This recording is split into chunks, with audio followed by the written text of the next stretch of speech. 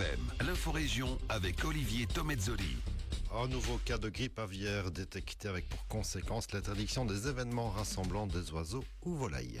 Et ça coince au CPS de Malmedy où le gouverneur a cassé les désignations des membres du bureau. Explication dans ce journal. Premier jeudi gras, c'est parti officiellement pour le Coarmé avec les enfants à l'honneur pour lancer les festivités. Jeudi 6 février, le développement des titres de l'info de l'arrondissement. Présentation Olivier Tomezzoli. Bonjour à tous, je vous parlais voici peu de ces foyers de grippe aviaire chez deux éleveurs de la région liégeoise. Un troisième foyer a été détecté par l'AFSCA qui a pris de nouvelles mesures pour éradiquer la transmission aux oiseaux et volailles, à savoir l'interdiction temporaire des événements avec des volailles. Sachant que c'est lors d'un concours à Baptiste que le virus s'est transmis, semble-t-il. La prochaine étape, si le virus continue à se transmettre, ce sera sans doute le confinement.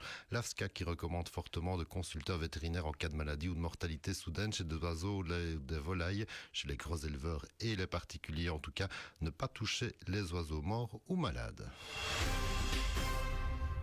On parle beaucoup d'éoliennes ces jours-ci, il faut dire que les projets se multiplient. Il y a peu, je vous parlais de ce projet des lycéos du côté de Hohenbusch, à cheval sur les communes de Savit et Burgruland. Une réunion d'information a eu lieu voici une quinzaine de jours et depuis, les riverains se mobilisent avec quand même pas moins de 450 signatures contre le projet de 3 éoliennes d'une hauteur de 180 mètres, comme le rapporte la BRF.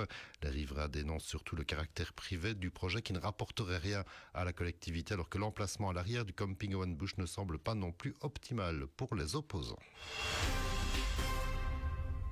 On poursuit avec cet embrouillamini au CPS de Malmedy, plus précisément au Conseil de l'action sociale, puisque le gouverneur a cassé la désignation des membres du bureau du CPS qui doit compter 3 membres, le président et 2 membres élus dans les groupes représentés, mais en raison d'une égalité de voix sur les 9 votants et en l'absence de parité des genres, et alors que le groupe alternatif voulait imposer une femme en plus d'un autre de ses membres, la décision a donc été cassée par l'instance de tutelle, le gouverneur de la province. Il faudra repasser au vote au Conseil de l'action sociale et changer de stratégie apparemment dans les 2 groupes présents, Alternative et Entente communale, cette dernière espérant bien avoir un représentant à ce bureau de CPS pour pouvoir contrôler notamment les engagements financiers de ce CPS Malmédia. Un prochain Conseil de l'action sociale début de semaine prochaine devrait réélire les membres de ce bureau, mais en ajoutant une couche supplémentaire dans les divergences entre majorité et opposition.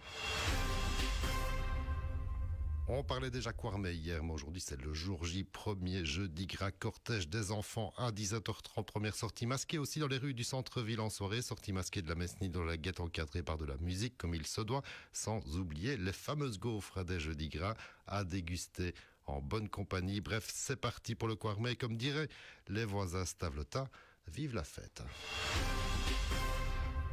Et un petit mot de foot pour terminer avec un transfert qui est aussi un retour au bercail, puisqu'on a appris hier que le gardien de but Thomas Vronen allait revenir à Ster-Francorchamps après une saison passée chez les voisins de Stavelot.